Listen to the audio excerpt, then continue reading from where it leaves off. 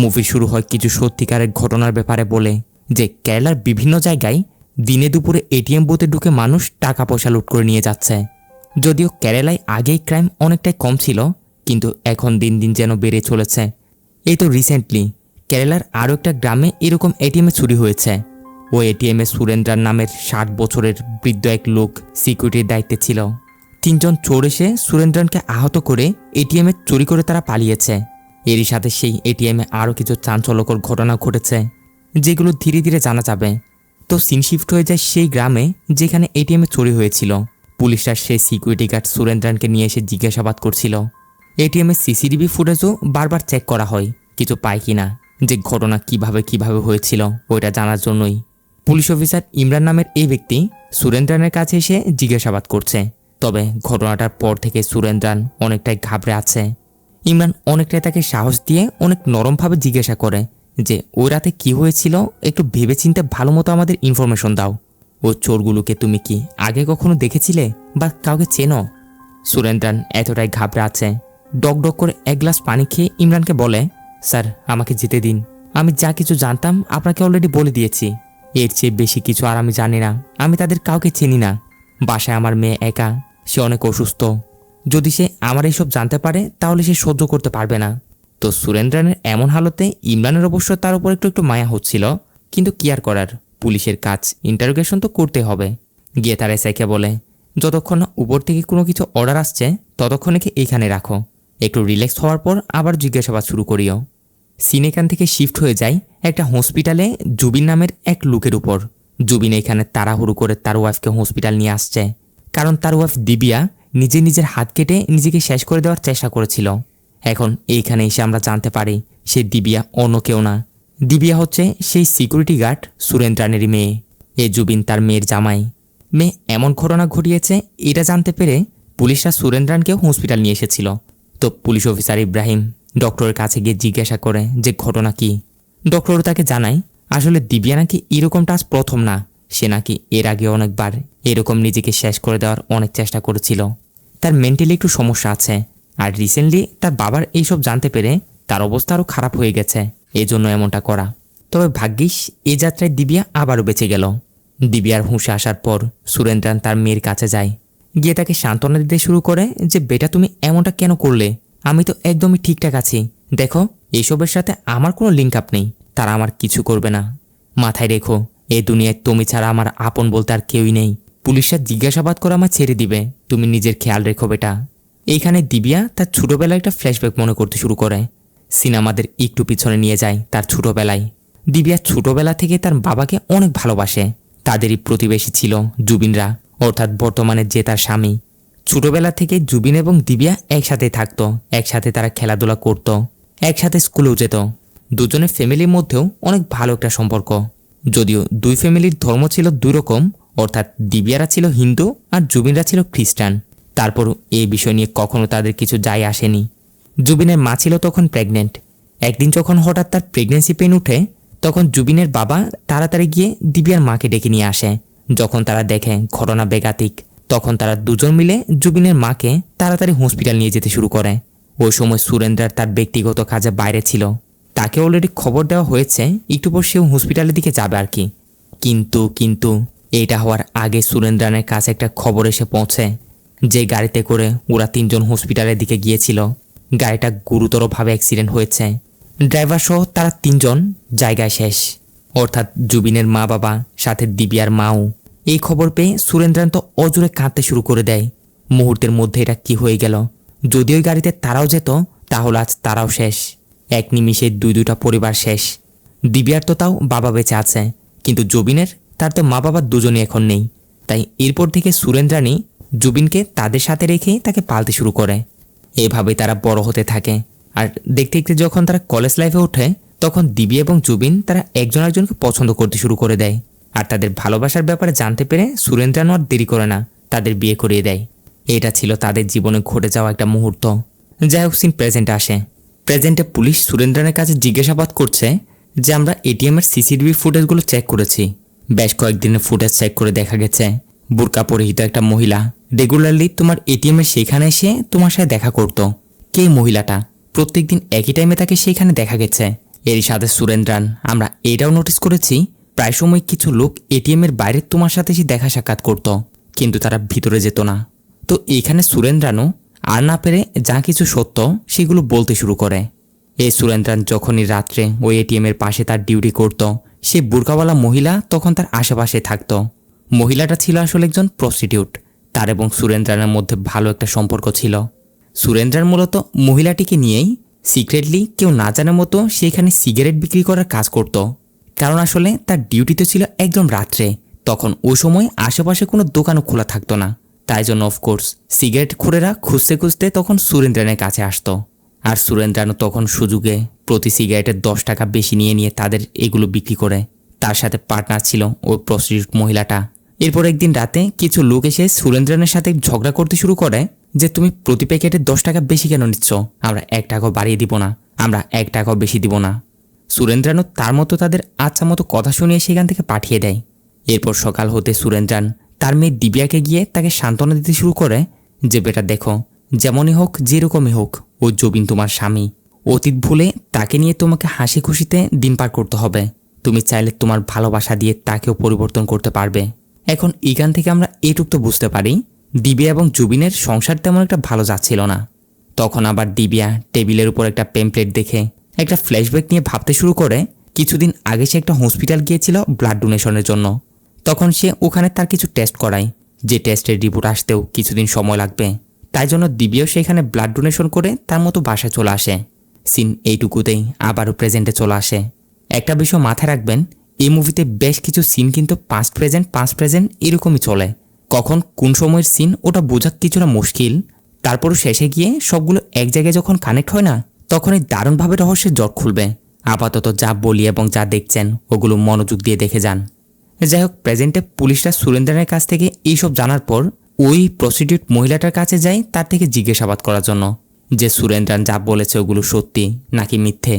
তো এই মেয়েটাও সুরেন্দ্রান যেরকম বলেছে সেও পুলিশদের ওরকমটাই বলে। সাথে এটাও বলে, স্যার ওই সুরেন্দ্রান অনেক ভালো একজন লোক। যেখানে সমাজের সবাই আমাকে নিচু চোখে দেখে, সেখানে সুরেন্দ্রানই একমাত্র এমন লোক যে কিনা আমাকে কাজের ব্যবস্থা করে দিয়েছে। তার জন্য আমি ওসব খারাপ কাজ থেকে বেরিয়ে আসতে পেরেছিলাম, নতুনভাবে জীবন শুরু করতে পারছিলাম। এইভাবে মেয়েটা পুলিশদের এসব বলে। অন্যদিকে সিন শিফট হয়ে যায় সেই দিব্যার স্বামী জুবিনের উপর, যে কিনা তার দুজন বন্ধুর সাথে বসে নেশা করছিল। তখন এরা জুবিনকে জিজ্ঞাসা করে, তোমার শ্বশুর তো এখনো জেলে, তুমি কি তাকে ওখান থেকে ছাড়াবে না? এটা শুনে জুবিনের একটু রাগ উঠে যায়, বলে এইসব আমার পার্সোনাল বিষয়, তোমরা এসবে নাক গলাবে না। এভাবে তার বন্ধুগুলোর সাথে ঝগড়া করে জুবিন তার একটা সিক্রেট রুমে যেতে শুরু করে, যেখানে সে একটা থলে ওপেন করলে দেখা যায় তার ভিতর অনেকগুলো টাকা। আবার পরবর্তী দৃশ্যে দেখা যায় একটা চোর পাবলিকদের ধাওয়া খেয়ে এদিক সেদিক পালিয়ে বেড়াচ্ছিল। পালাতে পালাতে সে সুনসান একটা জায়গায় গেলে দেখে সেখানে কেউ একজনের লাশ পড়ে আছে, যে লাশের অবস্থা ছিল অনেক খারাপ, মানে তাকে মেরে এখানে ফেলে রাখা হয়েছে তা অনেক দিনই হচ্ছে। এখন খবর পেয়ে আশেপাশের লোকজন সেখানে জড়ো হয়। দেখতে দেখতে সব নিউজ চ্যানেলেও এই খবর ছড়িয়ে পড়ে। এর সাথে এখানে আরও একটা বিষয় জানা যায়, রিসেন্টলি যে এটিএমে চুরি হয়েছিল না, সেটা লুট করার জন্য 3 জন চোর এসেছিল, যার মধ্যে একজনের কাছে একটা গান ছিল। সুরেন্দ্রান তাদের থামাতে গিয়ে যখন তার সাথে তাদের হাতাহাতি হয়, তখন সে কোনোরকম করে তাদের মধ্য থেকে ওই পিস্তলটা হাসিল করে তাদের একজনকে তখন গুলি করে দিয়েছিল। তো ওই দিন তখন সে যে চোরটাকে গুলি করেছিল না, এটা ছিল সেই চোরটারই লাশ। আরও একটা শকিং করা বিষয়, যে মরেছে সে শহরের অনেক বড়সড় মাপের গ্যাংস্টার স্টিফেনের ভাই। স্টিফেন বর্তমানে একটা ক্রাইমে জেলের ভিতর আছে। ধারণা করা হয় সুরেন্দ্রনেকে যখন শ্যুট করে তখন এরা এটিএম লুট করে তাড়াতাড়ি সেখান থেকে পালিয়ে যায়। এরপর পালিয়ে আস্তে আস্তে এইখানে তার মৃত্যু হয়, এরকম কিছু একটা আর কি। এর নাম হচ্ছে লিস্টিন। এর পরবর্তী সিনে আমাদের ওই এলাকার হামিদ নামের এই পলিটিশিয়ান লোকটার সাথে পরিচয় হয়। এলাকায় এই হামিদের অনেক পরিচিতি। আর হামিদ যখন লিস্টিনের মরারি নিউজটা দেখে তখন তার রিয়েকশন এবং কথাবার্তা শুনে এইটুকু আমরা বুঝতে পারি লিস্টিনের ভাই যে গ্যাংস্টার স্টিফেন আছে না বর্তমানে জেলে, সেই স্টিফেন হামিদের অনেক পরিচিত। এমনকি হামিদকেই একটা দোষ থেকে বাঁচানোর জন্যই সে হামিদের বদলে জেল কাটছে, অর্থাৎ হামিদের ক্রাইমটা নিজের উপর নিয়ে আর কি। হামিদ তার লোকদেরকে বলে, স্টিফেনের ভাই লিস্টিন যে মারা গেছে, বুঝতে পারছি না ওটা স্টিফেনের কানে গেলে সে কেমন রিয়েক্ট করবে। আমাদের এমন দেখাতে হবে যেন আমরা স্টিফেনের সাথে আছি, বাকিটা পরে বুঝে নেওয়া যাবে। এইখান থেকে সিন শিফট হয়ে যায় পুলিশ ইন্টারোগেশন রুমে, যেখানে যেখানে কেসটা এখন বাস্টিন নামের অন্য একজন পুলিশ অফিসারের হাতে চলে গেছিল। বাস্টিন এসে সুরেন্দ্রানকে জিজ্ঞাসা করে, বেটা সত্যি কি সেটা আবার বলে দাও, তুমি জেনে বুঝেই সেই লিস্টিনকে গুলি করেছ তাই না? সুরেন্দ্রান সেই আগের মতো বলে যায় যে স্যার ওরা 3 জন কে ছিল আমি কিছু জানি না, তারা মাস্ক দিয়ে তাদের চেহারা পুরোটা ঢেকে রেখেছিল, কথা বলছিল হিন্দিতে। তাদের সাথে আমার জবরদস্ত একটা হাতাহাতি হয়, যার মাঝেই তাদের মধ্যে একজন গান বের করলে আমি নিজেকে বাঁচানোর জন্য সেই গানটা নিয়ে ওদের মধ্যে একজনকে শ্যুট করে দিই। এখন আমি নিজেও জানতাম না কাকে শ্যুট করেছি, গুলিটা আদৌ কি তার গায়ে লেগেছিল কিনা। এখন বেরিয়ে এলো সেটা লিস্টিনই ছিল, কিন্তু বিশ্বাস করুন আমি আগে জানতাম না এটা। সুরেন্দ্রান এভাবে তো এসব বলে, কিন্তু বাস্টিন তার কথায় কিছুতেই বিশ্বাস করে না, ধরে তাকে মারধর করতে শুরু করে দেয়। মূলত যে লিস্টিন মারা গেছে না, সে ছিল এই পুলিশ অফিসার বাস্টিনের খালাতো ভাই, তার জন্য বাস্টিন মূলত এই কেসে এতটা ইন্টারেস্ট দেখাচ্ছে, এমনকি সুরেন্দ্রানের গায়েও হাত তুলে বসেছে। ওইদিকে সে পলিটিশিয়ান হামিদ তার মতো করে কেসটার তদন্ত করার চেষ্টা করছিল। লিস্টিনের কয়েকজন বন্ধুকে ডেকে তাদেরকে জিজ্ঞাসা করে, লিস্টিন যে এটিএম চুরি করতে গিয়েছিল এই বিষয়ে তোমাদেরকে কিছু বলেছিল বা তার সাথে আর কে কে ছিল? এরা বলে, না হামিদ ভাই, এই ব্যাপারে লিস্টিন আমাদের কিছু বলেনি, একটা মেয়ে এবং একটা ছেলের সাথে মিলে সে এই প্ল্যানটা বানিয়েছিল। অন্যদিকে দেখা যায় পুলিশের একজন সেই রাতের এটিএম এর সিসিটিভি ফুটেজ চেক করছে। এখানে দেখা যায় ওই রাতে বোরকা পরিহিত একটা মহিলা এটিএম এর ভিতরে গিয়ে সেখানে কিছু একটা ফিট করে, বোমার মতো কিছু একটা। এখানে আমাদের দেখানো হয় এটা করার পর সে মহিলাটা গিয়ে পাশে একটা গাড়িতে বসে, যেখানে ছিল লিস্টিন এবং তাদের আরও একজন সাথী। তাদের প্ল্যান ছিল এটাই, যখনই এটিএম এর ভিতরে লাগানো সে বোমাটা ফাটবে তখনই তারা গিয়ে সুযোগ বুঝে সব টাকা লুট করে পালিয়ে যাবে। কিন্তু এর আগেই সুরেন্দ্রান তাদেরকে দেখে নেয়, আর তাদেরকে দেখেই তার সন্দেহ যায়, কারণ তারা 3 জন মাস্ক পরে অনেকক্ষণ যাবতই সেখানে বসেছিল। তবে একটু পরে তাদের প্ল্যান মোতাবেক বোমটা ফাটলে 3 জনই তাড়াতাড়ি সেখানে গিয়ে টাকা লুট করতে শুরু করে দেয়। 2 জন সুরেন্দ্রানকে বন্দী বানিয়ে রাখে, আরেকজন তার কাজ করে। প্ল্যান মোতাবেক কথা বলছিল তারা হিন্দিতে, যাতে করে সুরেন্দ্রান এটা নিয়ে কনফিউজড হয়ে যায় তারা কোন এলাকা থেকে এলো। এইখানে সুরেন্দ্রান কিছুতে হার মানে না, সে তার পুরো শক্তি দিয়ে ওদেরকে আটকানোর চেষ্টা করে। যখন এরা দেখে তারা ধরা পড়ে যাবে তখনই তাদের সাথে যে বোরকা পরিহিত মহিলাটা ছিল সে তার ব্যাগ থেকে পিস্তলটা বের করে, যার সাথে সাথে সুরেন্দ্রানও নিজেকে বাঁচাতে ওর সাথে ধস্তাধস্তি করে পিস্তলটা সে নিয়েই নেয়। এরপর আন্ধাধুন একদিকে ফায়ার করে দিলে গুলিটা গিয়ে লাগে লিস্টিনের গায়ে। বাকি 2 জন তাড়াতাড়ি সুরেন্দ্রানকে মেরে ধরে যে টাকা লুট করেছিল সেগুলো এবং লিস্টিনকে নিয়ে সেখান থেকে পালিয়ে যায়। এরপর হয়তো মাদ্রাসাতে লিস্টিন মরে যায়, তাই তারা 2 জনও লিস্টিনকে সেখানে ফেলে দিয়ে তাদের মতো করে পালিয়ে গেছে। এটাই হয়েছে আর কি। এখন প্রেজেন্টে এদিকে বাস্টিন তো সুরেন্দ্রানের কাছ থেকে সত্যি বের করার জন্য তাকে অনেক মারধর করছিল। সে বারবার দোষ দিচ্ছিল সুরেন্দ্রান জেনে বুঝে এটা করেছে, এই ডাকাতিতে তারও হাত রয়েছে। এইভাবে সে সুরেন্দ্রানকে মারছে। ওই সময় পুলিশ অফিসার ইমরান এসে বাস্টিনকে থামাতে শুরু করে, বলে, স্যার এটা আমার কেস, আপনি কোনো প্রমাণ না দেখে একে এইভাবে মারধর করতে পারেন না, আমার কেস আমি দেখে নিব, আপনি যান। এখান থেকে সিন চলে যায় জুবিন এবং দিবিয়ার উপর। দিবিয়াকে হসপিটাল থেকে ডিসচার্জ করে নিয়ে আসা হচ্ছিল।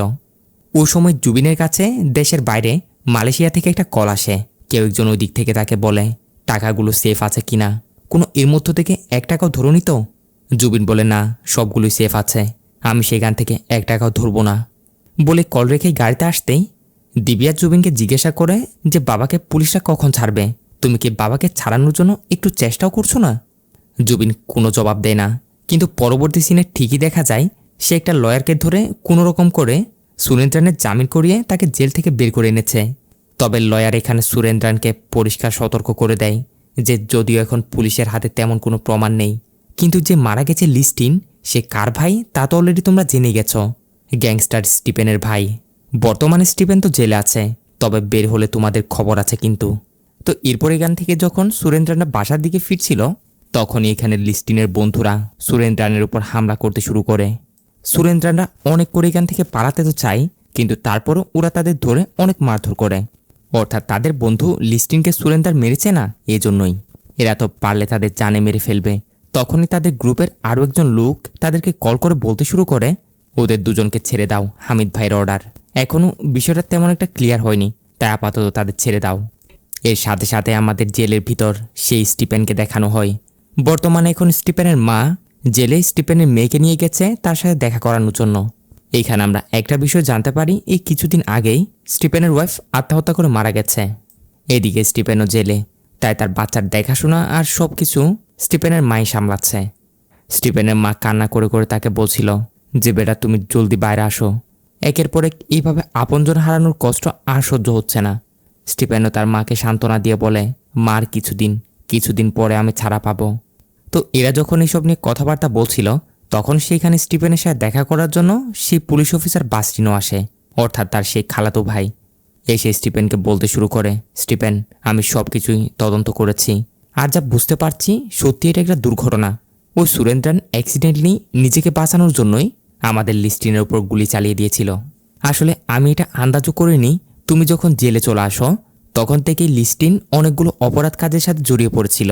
নিজে থেকে এসে নেশার জিনিসপত্র এদিক সেদিক সাপ্লাই দিতে শুরু করে, চুরি, চিন্তায় আরও অনেক কিছুই।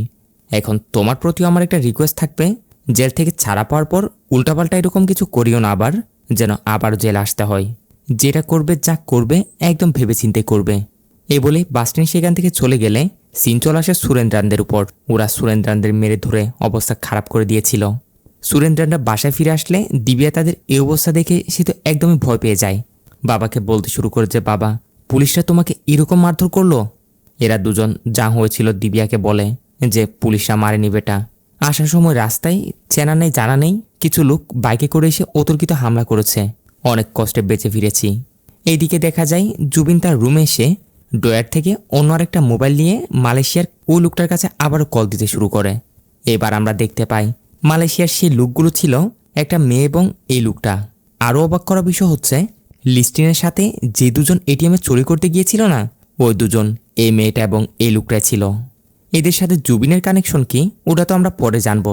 তো এটিএম থেকে চুরি করার টাকাগুলো এরা জুবিনের কাছে রেখে গেছিল এখানে, কারণ মালয়েশিয়ায় তো আর নিয়ে যেতে পারবে না অতগুলো টাকা। তো জুবিন তাদের বলছে বাবা জেল থেকে ছাড়া পেয়েছে, টাকাগুলো এখন আমার কাছে রাখা সেফ হবে না, কি করব? লোকটা বলে আপাতত ম্যানেজ করো, কিছু একটা ব্যবস্থা করে আমি তোমায় জানাচ্ছি।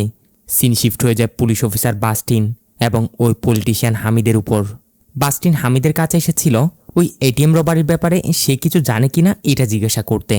হামিদ তাকে এটাই বলে, আমি অলরেডি লিস্টিনের বন্ধুদের কাছ থেকে জিজ্ঞাসাবাদ করেছি, তারা এই ব্যাপারে কিছু জানতো না যে লিস্টিন এরকম একটা কাজ করতে যাচ্ছিল। বাস্টিন বলে স্টিভেনও তো 10 দিনের জন্য জামিনে ছাড়া পাচ্ছে, জানি না জেল থেকে ছাড়া পেয়ে সে কি না কি করে বসে, তাই আপনি তাকে কোনোরকম একটু সামলাবেন, আপনার কথা অবশ্যই মানবে। হামিদের সাথে এসব বলে বাস্টিন সোজা চলে যায় লিস্টিনের যে বন্ধুগুলো ছিল তাদের থেকে জিজ্ঞাসাবাদ করতে, কারণ এরা একটু আগে সুরেন্দ্রান এবং জুবিনের উপর হামলা করেছিল যখন তারা বাসার দিকে যাচ্ছিল। তো বাস্টিন এদেরকে বলে যে তোমরা এরকমটা কেন করতে গেলে, আমার পারমিশন ছাড়া এরকম কিছু যেন আর না হয়। এরপর সিনেগান থেকে কাট হলে আমরা দেখি জুবিন তার ওয়াইফ দিবিয়ার শরীরে কিছু একটা ইনজেক্ট করে তার সাথে ব্রুটালি ওসব করছিল। এর পরপরে আমরা জানতে পারি এসব আসলে বাস্টিনকে একটা সাইকিয়াট্রিক ডক্টর বলছে, অর্থাৎ দিবিয়ার সাথে কি কি হয়েছে না হয়েছে, যে দিবিয়ার স্বামী তার শরীরে নেশা জাতীয় কিছু একটা ইনজেক্ট করে প্রত্যেক দিন তার সাথে ব্রুটালভাবে এইসব করার ফলেই দিবিয়ার ধীরে ধীরে ডিপ্রেশনে যেতে শুরু করে। কয়েকবার সে নিজেকে নিজে শেষ করে দেওয়ার চেষ্টা করে, তারপর তাকে কাউন্সিলিংয়ের জন্য আমার কাছে নিয়ে আসা হয়। আমি তার অনেক ট্রিটমেন্টও করি। মানে এখানে বাস্টিনের সুরেন্দ্রানের পুরো ফ্যামিলিটার উপরে সন্দেহ, তাই সে সবার ব্যাপারে তদন্ত করছে। আর তদন্ত করতে করতে দিবিয়ার ব্যাপারে এটা জানতে পারে আর কি, যে দিবিয়ার সাথে এগুলো হতো। সিন শিফট হয়ে ওই দিন রাতে জুবিনকে দেখা যায় একটা জায়গায় সে অনেকগুলো টাকা লুকিয়ে রেখেছিল না, ও সবগুলো টাকা একটা ব্যাগে ভরে ওইখান থেকে অন্য কোথাও নিয়ে যেতে শুরু করে। আর ঠিক এর পরবর্তী দিনই টিভি নিউজ চ্যানেলে একটা খবর আসতে শুরু করে এটিএম থেকে লুট হওয়ার সবগুলো টাকা নাকি একটা চার্চে পাওয়া গেছে। একদম যত টাকা চুরি হয়েছিল সবগুলোই, একটা সিঙ্গেল নোটও পর্যন্ত মিসিং না, সবই পাওয়া গেছে। মালয়েশিয়ার জুবিনের পরিচিত ওই দুই লোকগুলো নিউজটা দেখে তারা একদমই শক। অন্যদিকে সুরেন্দ্রনের শরীর একটু খারাপ ছিল বিদায় তাকে একটু হসপিটাল অ্যাডমিট হতে হয়েছিল। তখনই সেইখানে সুরেন্দ্রনের সাথে পুলিশ অফিসার বাস্টিন এসে দেখা করে। একটু আগে বাস্টিন সাইকিয়াট্রিক ডক্টরের কাছ থেকে যা জানতে পেরেছিল সেইগুলো এসে সুরেন্দ্রনকে বলে তাকে ঠেস মারতে শুরু করে। এরকম চরিত্রহীন একটা ছেলের হাতে নিজের মেয়েকে তুলে দিলে, প্রতি রাতেই এই জুবিন তোমার মেয়েকে নেশার জিনিস দিয়ে তার সাথে অনেক ব্রুটালি খারাপ করে। আর আমি বা কাকে এসে কি বলছি, তুমিও তো ওই ক্যাটাগরিরই মানুষ। প্রতি রাতে এটিএমের বাইরে গাঞ্জা নেশার জিনিসপত্র এগুলো তো সাপ্লাই করো, দেখিও কোনো না কোনো একদিন তোমাদের বড় সড়ো একটা কেসে ফাঁসাবই। এরকম হুমকি ধমকি দিয়ে বাসনি সেখান থেকে চলে যায়। এখন আদৌ কি জুবিন দিবিয়ার সাথে এরকমটা করে নাকি সত্যতা অন্য কিছু, তা আমরা পরে গিয়ে জানতে পারবো। দিবিয়ার ব্যাপারে এরকম কিছু শোনার পরও সুরেন্দ্রানের রিয়াকশনও কোনো রকম চেঞ্জ হয় না। এরপর পরে আমরা দেখতে পাই আসলে ঘটনা অন্য কিছুই। দিব্যা জুবিনকে জড়িয়ে ধরে তাকে সরি বলতে শুরু করে, বলে, জুবিন, তোমাকে আমার কারণে অনেক কিছু সহ্য করতে হচ্ছে, তোমায় নিয়ে অনেকেই অনেক কথা বলছে, কিন্তু তারপরও আমার ওপর তুমি একটুও রাগ দেখাওনি। সত্যি এখন থেকে আমরা সব কিছু ভুলে গিয়ে নতুন করে আবার জীবন শুরু করব। দিব্যার মুখ থেকে এইসব শুনে জুবিনও অনেকটা খুশি হয়। সাথে কথায় কথায় তারা একটা ফ্ল্যাশব্যাক নিয়ে ভাবতে শুরু করে, অর্থাৎ দিব্যার সাথে আসলে কি হয়েছিল ওটা আমাদের দেখানো হয়। একদিন দিব্যা যখন তার কিছু কেনাকাটার জন্য একটা শপিং মলে ছিল, তখন একটা চ্যারিটি থেকে তাকে কল করা হয়। যে চ্যারিটিটা অন্য কারো না, সেটা ছিল ওই পলিটিশিয়ান হামিদেরই। কিছুদিন আগে দিব্যা একটা হসপিটাল গিয়ে তার ব্লাড স্যাম্পল দিয়েছিল না ব্লাড ডোনেশনের জন্য, তো তার সেই ব্লাড স্যাম্পল একটা পেশেন্টের সাথে ম্যাচ করেছে। দিব্যার ব্লাড ছিল অনেকটাই রেয়ার ব্লাড গ্রুপ। আরও একবার রিচেক আপের জন্য তাকে সেই জায়গায় ডাকা হয়। এমনকি চ্যারিটি থেকে দিব্যাকে পিক করার জন্য তারা গাড়িও পাঠায়। তো দিব্যা সে তার চেক আপ টেকআপ সব কিছু সারার পর যে পেশেন্টের জন্য ব্লাডের প্রয়োজন ছিল তার জন্য ব্লাড ডোনেট করে দেয়। এখন সেই একই হসপিটালের বাইরে সেই লিস্টিনও ছিল, অর্থাৎ লিস্টিনও হামিদের চ্যারিটিতে কাজ করে। লিস্টিনের ভাই স্টিফেন যখন থেকে হামিদের হয়ে জেল কাটছে, তাই জন্য হামিদ লিস্টিনকে কাজে রেখেছে আর কি, তার দেখাশোনার জন্য। তো এখন দিব্যা যখন হসপিটাল থেকে বের হচ্ছিল, তখন লিস্টিন দিব্যাকে দাঁড় করিয়ে তাকে অনেক ধন্যবাদ জানাতে শুরু করে, বলে, সত্যি ম্যাডাম, আপনি যেটা করেছেন না, অনেক পুণ্যের একটা কাজ, তাই অন্তত আমাদের তরফ থেকে এই জুসটা হলেও পান করুন। বলে সে দিব্যাকে কিছু জুস খাওয়াতে শুরু করে। সাথে এটাও বলে যে আমাদের চ্যারিটির দায়িত্ব আপনাকে বাসা অবধি সেফলি পৌঁছে দেওয়ার, সো আপনাকে যেমন করে নিয়ে আসা হয়েছে তেমনই গিয়ে আপনাকে ড্রপ করে দিয়ে আসবো। অবশ্য দিব্যার জন্য মানা করে দেয়, কিন্তু মানা করার পরও লিস্টিন তাকে জোরাজোরি করে যায়। তাই এক পর্যায়ে দিব্যাও না চাইতে রাজি হয়। লিস্টিনের গাড়িতে উঠে বসে পড়ে, সাথে তার দেওয়া জুসগুলোও খাচ্ছিল। কিন্তু তখনই এখানে কি যেন হয়ে যায়। পরবর্তী সিনে দিব্যার চোখ খুলে আজব একটা জায়গায়, হাত পা একটা বিছানার সাথে বাঁধা অবস্থায়, যার অর্থ সেই জুসগুলোর সাথে কিছু একটা মিশিয়ে লিস্টিন দিব্যাকে খাইয়ে অজ্ঞান করে এখানে নিয়ে এসেছে। জায়গাটা ছিল লিস্টিনেরই কোনো একটা ফার্ম হাউস। হুঁশে আসতে দিব্যার মাথায় তো কিছু ঢুকছে না যে এ কেন তাকে ধরে নিয়ে আসলো। লিস্টিনকে সে রিকোয়েস্ট করতে শুরু করে যে আমায় ছেড়ে দিন, আমাকে বাসায় যেতে দিন। ওই মুহূর্তে দেখা যায় লিস্টিন প্রচণ্ড নেশা করছিল। নেশা করতে করতে দিব্যাকে বলে, আরে চিল, 2-3 দিন এখানে থাকো, এরপর আমি তোমাকে বাসায় নিয়ে গিয়ে ছেড়ে দিয়ে আসবো, চিন্তা করো না। তবে এর জন্য আগে তোমায় একটা কাজ করতে হবে। বাসায় না গেলে বাসার লোকেরা তো তোমার জন্য চিন্তা করবে, তাই না? পুলিশ, কোর্ট কাছারি এগুলোতে দৌড়াদৌড়ি করবে। তাই আগে ভাগেই তাদের একটা মেসেজ করে দাও যে তুমি একটা ছেলেকে ভালোবাসো, তার সাথে পালিয়ে গেছো। এটা করলে 2-3 দিন পর আমি তোমাকে বাসায় ছেড়ে দিয়ে আসবো। এটা শুনে দিব্যা তো কান্না করতে শুরু করে দেয়। সেখান থেকে পালানোর অনেক চেষ্টা করে, কিন্তু লিস্টিন দিব্যাকে মেরে ধরে সেখানে আটকে রাখে। এর একটু পরে লিস্টিন অন্য আরেকটা রুম থেকে স্নেহা নামের একটা মেয়েকে নিয়ে আসে, যার শরীরে কিনা কোনো কাপড় চোপড় ছিল না। সাথে লিস্টিন স্নেহাকে এত পরিমাণে নেশা করিয়ে দিয়েছে, স্নেহা যেন তার হুঁশে নেই। লিস্টিন দিব্যাকে বলে, দেখো, এর নাম হচ্ছে স্নেহা, 10-15 দিন ধরেই সে এইখানে আছে। প্রথম প্রথম তোমার মতোই অনেক চিৎকার চেঁচামেচি করতো, তবে এখন একদমই শান্ত। তোমারও ধীরে ধীরে অভ্যাস হয়ে যাবে, চিন্তা করো না। ওইদিকে সুরেন্দ্রার মেয়ের কোনো খোঁজ খবর না পেয়ে অলরেডি পুলিশ স্টেশন গিয়ে কমপ্লেন করে দিয়েছে। কিন্তু লিস্টিন দিব্যার মোবাইল থেকে জোরজবস্তি যখন সুরেন্দ্রানের মোবাইলে ওই মেসেজটা পাঠায় যে বাবা, আমি আমার ভালোবাসা মানুষের সাথে পালিয়ে এসেছি, তাই আমাকে খোঁজার চেষ্টা করো না। এই মেসেজটা পেয়ে সুরেন্দ্রার মন খারাপ করে আবারও পুলিশ স্টেশন গিয়ে পুলিশদের বলতে শুরু করে যে স্যার, আমার মেয়েকে আর খুঁজতে হবে না আপনাদের। সে মেসেজ করে বলেছে সে একদমই ঠিক আছে। এইদিকে লিস্টিন দিব্যাকে অনেক পরিমাণে নেশা করিয়ে দিয়ে জোরজবস্তি তার সাথে খারাপ করার চেষ্টা করছিল। অর্থাৎ তার কাজই ছিল হচ্ছে এটাই, মেয়েদেরকে টার্গেট করিয়ে তুলে নিয়ে এসে তাদের সাথে এইসব করা।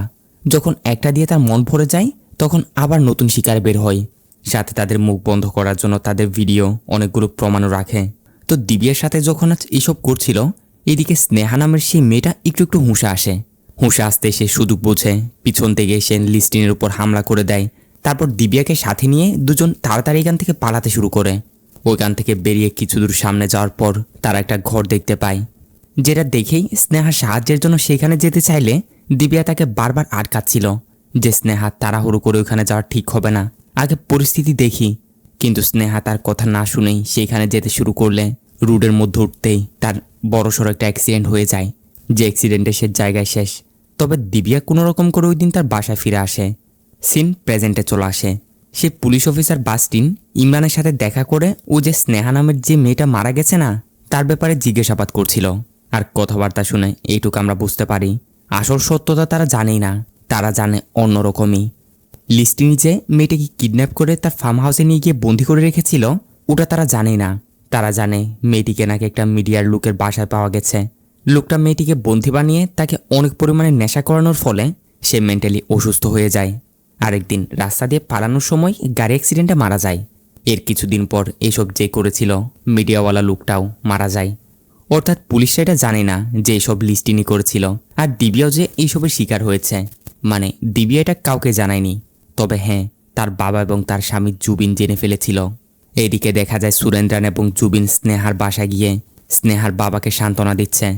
তার সাথে কথাবার্তা বলেই যখনই তারা এখান থেকে বের হচ্ছিল ঠিক ওই মুহূর্তে সেখানে পুলিশ অফিসার বাস্টিনও আসে স্নেহার বাবার থেকে স্নেহার ব্যাপারে কিছু জিজ্ঞাসাবাদের জন্য, অর্থাৎ সে থেকে কিভাবে মিসিং হয়েছিল এসবই আর কি। সুরেন্দ্রানদের এইখানে দেখে বাস্টিন একটু অবাকই হয় যে এদের এইখানে কি কাজ। সাইডে গিয়ে তার কিছু লোকদের কল করে বলতে শুরু করে, আমি তোমাকে দুজন লোকের ফটো পাঠাচ্ছি, তাদেরকে কিডন্যাপ করে নাও। আর হ্যাঁ, যাদেরকে দিয়ে কাজটা করাবে তারা যেন লোকাল না হয়, এক কাজ করো বাইরের এলাকার কাউকে দিয়ে করাও। মানে এ সুরেন্দ্রান এবং জুবিনকে কিডন্যাপ করতে বলছে। এইখানে আমরা আরও একটা বিষয় দেখতে পাই, যখন দিবিয়া লিস্টিনের হাত থেকে পালিয়ে বাসা ফিরে এসেছিল তখন সুরেন্দ্রানরা তার কাছ থেকে সব কিছু জেনে নিয়েছিল। অর্থাৎ লিস্টিন যে কী রকমের লোক, সে যে মেয়েদেরকে তুলে নিয়ে গিয়ে এইসব করে। তো সাথে সাথে সুরেন্দ্রান তখন লিস্টিনকে গিয়ে ধরে। তখন লিস্টিন সুরেন্দ্রানকে মিথ্যা বলতে শুরু করে যে দেখো আমি তোমার মেয়েকে কিডন্যাপ করিনি, বরঞ্চ সে নিজ থেকেই আমার সাথে শুতে এসেছিল। এ বলে সে সুরেন্দ্রানকে ধরে মারধর করতে শুরু করে দেয়, মেরে ধরে তাকে সেখান থেকে তাড়িয়ে দেয়। সিন আবারও প্রেজেন্ট আসে। জুবিন এবং সুরেন্দ্রান যখন কোথা থেকে ফিরছিল তখনই বাস্টিনে পাঠানো লোকগুলো তাদের তুলে নেওয়ার জন্য তাড়া করতে শুরু করে। তারা দুজন এই গুন্ডাগুলোর কাছ থেকে অনেকক্ষণ পালিয়ে বেড়ায়। পালাতে পালাতে একটা জায়গায় গিয়ে দাঁড়িয়ে জুবিন সুরেন্দ্রানকে বলে, বাবা তুমি এইখানে দাঁড়াও, আমি এক্ষুনি আসছি। বলে সে গিয়ে ওই গুন্ডাগুলোর সাথে ফাইট করতে শুরু করে। মানে এইভাবে আর কতক্ষণ পালাবে। জুবিন এক এক করে ধরে সব গুন্ডাগুলোকে মেরে সুরেন্দ্রানকে নিয়ে সেখান থেকে চলে যায়। এইটা হতে না হতেই যখন বাসটিনের কাছে গিয়ে খবরটা পৌঁছে তখন সে তার কিছু পুলিশদের পাঠিয়ে বাসা থেকে গিয়ে দিবিয়াকে তুলে নিয়ে আসে, তাও আবার মিথ্যা ড্রাগসের কেসে ফাঁসিয়ে। বাস্টিন দিবিয়াকে এভাবে তুলে নিয়ে এসে তার কাছ থেকে জিজ্ঞাসাবাদ শুরু করে। অন্যদিকে একই সময় দেখা যায় ওই স্টিফেনও জেল থেকে ছাড়া পেয়ে সোজা গিয়ে হামিদের সাথে দেখা করে। এখানে আমরা জানতে পারি স্টিফেন মূলত হামিদেরই হাওয়ালার বিজনেস করতে গিয়ে ধরা খেয়েছে। কিন্তু হামিদের সাথে তার সম্পর্ক এমন ছিল সে নিজে শাস্তি পাওয়ার পরও হামিদের নাম কারো সামনে বলে না, কারণ সে জানে হামিদের মতো একজন পলিটিশিয়ানের তার প্রয়োজন আছে। তাই সে এতদিন তার হয়েই জেল কাটছিল। তবে এখন হামিদের একটা ভয়, সে তো তার ভাইয়ের খুনের বদলা নেওয়ার জন্যই জেল থেকে বেরিয়েছে, তাই কি না কি হয় এখন। অন্যদিকে সুরেন্দ্রান এবং জবিন বাসায় ফিরে যখন দিবিয়াকে পায় না তখন তারা সোজা পুলিশ স্টেশন আসে। আর এইখানে এসে তারা জানতে পারে বাস্টিন স্যারই দিবিয়াকে এনেছিল কিছু জিজ্ঞাসাবাদ করার জন্য। এরপর জিজ্ঞাসাবাদ করে আবার তাকে ছেড়েও দিয়েছে। দেখো গিয়ে সে রাস্তায় হবে, এতক্ষণে বাসায় পৌঁছে গেছে। এ বলে তারা সুরেন্দ্রানদের মিথ্যা একটা বলে পাঠিয়ে দেয়। তবে বাসায় গিয়েও তারা দিবিয়াকে সেখানে পায় না। তাহলে সে গেল কই? জুবিনরা তাকে পাগলের মতো এদিক সেদিক সব জায়গায় খুঁজে ফেলে। মোবাইলও তার সুইচ অফ বলছে, কোথাও তার খবর পাওয়া যাচ্ছে না। এরই মাঝে তারা এটাও জানতে পারে লিস্টিনের ভাই সেই স্টিফেন জেল থেকে ছাড়া পেয়েছে। কোনো সেই সুরেন্দ্রানের থেকে বদলা নেওয়ার জন্য দিবিয়াকে তুলে নিয়ে যায়নি তো? এবার সুরেন্দ্রান এবং জুবিন সিদ্ধান্ত নেয় যেভাবেই হোক দিবিয়াকে স্টিফেনের হাত থেকে ছাড়িয়ে আনতেই হবে। এই জন্য তাদের যে পদক্ষেপই নিতে হয় না কেন তারা ওটা নেওয়ার জন্য রাজি। বলে পরবর্তী সিনে জুবিন সোজা স্টিফেনের বাসায় গিয়ে হাজির। এসেই সরাসরি স্টিফেনকে জিজ্ঞেস করতে শুরু করে যে আমার দিবিয়া কই? তোমার খালাতো ভাই পুলিশ অফিসার বাস্টিন তাকে জিজ্ঞাসাবাদের নামে তুলে নিয়ে গেছিল, তারপর থেকে সে মিসিং। স্টিফেনের লোকেরা এখানে জুবিনের সাথে তেরামো করতে শুরু করে। স্টিফেনও বলে এখান থেকে চলে যাও, তোমার দিবিয়া আমার কাছে নেই, এইসবের সাথে আমার কোনো হাত নেই।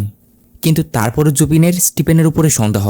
তার জন্য সে এবং সুরেন্দ্রান কি করে ওইখান থেকে আসার সময় স্টিফেনের মেয়েকে তুলে নিয়ে যায়, অর্থাৎ কিডন্যাপ করে নেয়। তাকে নিয়ে গিয়ে স্টিফেনকে কল করে জানাই যে তোমার মেয়েকে আমরা কিডন্যাপ করে এরকম জায়গায় নিয়ে এসেছি, চলে আসো। জায়গাটা ছিল ওই ফার্ম হাউসটাই যেখানে স্টিফেনের ভাই লিস্টিন মেয়েদেরকে তুলে নিয়ে এসে তাদের সাথে খারাপ করত। একটু পর স্টিফেন সে জায়গায় আসলে সেখানে সুরেন্দ্রান, জুবিন এবং স্টিফেনের মেয়ে ছিল। ছোট্ট মেয়েটা স্টিফেনকে বলতে শুরু করে যে বাবা এরা কোনো খারাপ লোক না, এরা আমাকে অনেক যত্ন সহকারে এখানে নিয়ে এসেছে, আমাকে কিছু বলেনি, তুমি তাদের মেরো না। এরই মাঝে সেখানে পুলিশ অফিসার বাস্টিনও এসে হাজির হয়। এসে স্টিফেনকে একটা ভিডিও দেখাতে শুরু করে, যেটা ছিল দিবিয়ারই। অর্থাৎ দিবিয়াকে এই বাস্টিনে কোথাও আটকে রেখেছে সুরেন্দ্রানের মুখ থেকে সত্যিটা কবুল করানোর জন্য, অর্থাৎ সেই যে লিস্টিনকে মেরেছে ওটা। দিবিয়ার সেই ভিডিওটাতে দিবিয়ার সাথে যা যা কিছু হয়েছিল সে ওই সব কিছুর একটা বয়ান দিয়েছিল। মানে লিস্টিন যে কিভাবে তাদের তুলে নিয়ে গিয়ে তাদেরকে নেশা করিয়ে তাদের সাথে এইসব করেছে। শুধু তাদেরই না, এ পর্যন্ত সেইভাবে অনেকগুলো মেয়ের জীবন নিয়ে খেলেছে। তারা কোনো রকম করে ও জায়গা থেকে পালাতে গিয়েছিল। টেনশনের তাড়াহুড়ো করতে গিয়ে স্নেহা নামের একটা মেয়ে অ্যাক্সিডেন্ট করে তার চোখের সামনে মারা যায়। এরপর আমি যখন বাসায় ফিরে যাই তখন বাবারা সব কিছু জানতে পারে, আর সবাই মিলে আমরা সিদ্ধান্ত নিই লিস্টিন যেন এরকম জঘন্যতম অপরাধ আর কারো সাথে করতে না পারে। তাকে মারার জন্য আমরা প্ল্যান বানাই, কারণ তাকে যদি না মারা হয় তাহলে সে প্রমাণ মেটানোর জন্য কোনো না কোনো সময় দিবিয়াকে মেরে ফেলতে পারে। এখন লিস্টিনকে তো আর যেভাবে সেভাবে মারা যাবে না, পরে গিয়ে তারা নিজেরাই ফেঁসে যাবে। তার জন্যই মূলত তারা এই এটিএম রবারির প্ল্যানটা বানায়।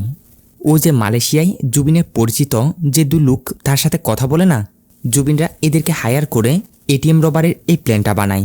প্ল্যানিং অনুযায়ী তারা লোভ দেখিয়ে এই প্ল্যানের মধ্যে সামিল করা হচ্ছে লিস্টিনকে। মানে মেয়েটি এবং ছেলেটির মাধ্যমে তারা লিস্টিনকে এসা তেসা এরকম বুঝিয়ে দেয় যে তারা খুব সহজেই এইভাবে এটিএম থেকে টাকা চুরি করতে পারবে। এখন লিস্টিনও যেহেতু দিন দিন এরকম ক্রাইমের প্রতি ঝুঁকে যাচ্ছিল, তাই সে তাদের ফাঁদে পা দিয়ে দেয়।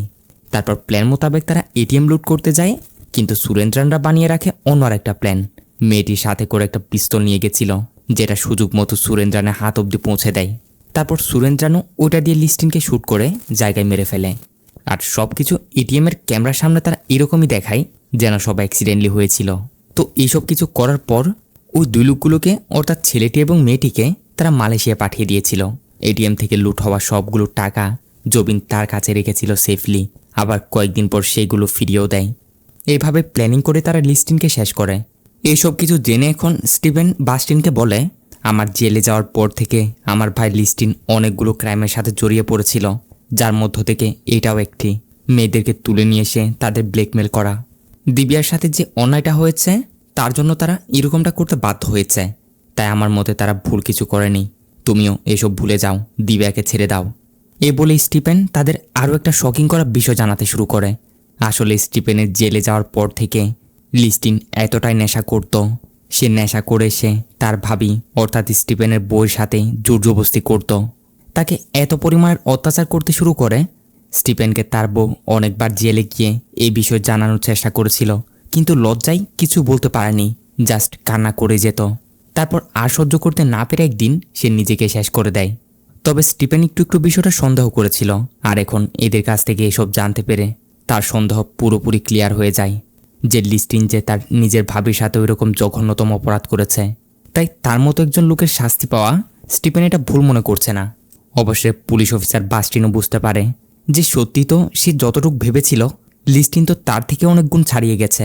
তাই এখন স্টিফেনের কথা মোতাবেক সে সুরেন্দ্রানকে এই কেস থেকে মুক্ত করে দেয়, সাথে দিবিয়াকেও। পুরো ঘটনা অ্যাক্সিডেন্টলি হয়েছে ওইরকম করে তারা কেসটা ক্লোজ করে। সুরেন্দ্রানদের বদলাও কমপ্লিট হলো। দেখতে দেখতে মুভিটা এইখানে শেষ হয়। তো কেমন লাগলো আপনাদের আজকের এই মুভি কমেন্ট করে অবশ্যই জানাবেন। সাথে যাওয়ার আগে চ্যানেলটা সাবস্ক্রাইব করে বেলটা অন করে দিতে ভুলবেন না যেন। দেখা হবে পরবর্তী ভিডিওতে, ততক্ষণে সব ভালো থাকবেন, সুস্থ থাকবেন। Tata, bye bye.